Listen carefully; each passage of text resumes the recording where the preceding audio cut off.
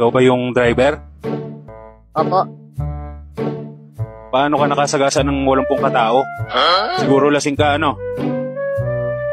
Hindi po, sir. Sigurado ka? Totoo ba yan, pare? Hindi to lasing? Oo, pare, hindi yan lasing. Sige nga, ipaliwanag mo sa amin kung bakit ganun karami yung nasagasaan mo.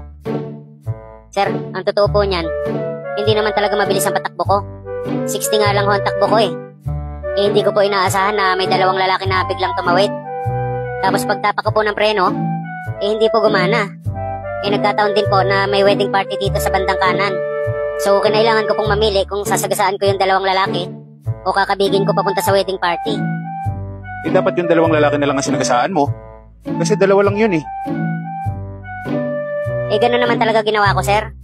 Kaso po, nung nasagasaan ko na po yung isa po, tumakbo papunta sa wedding party. Kaya ayun, hinabol ko po.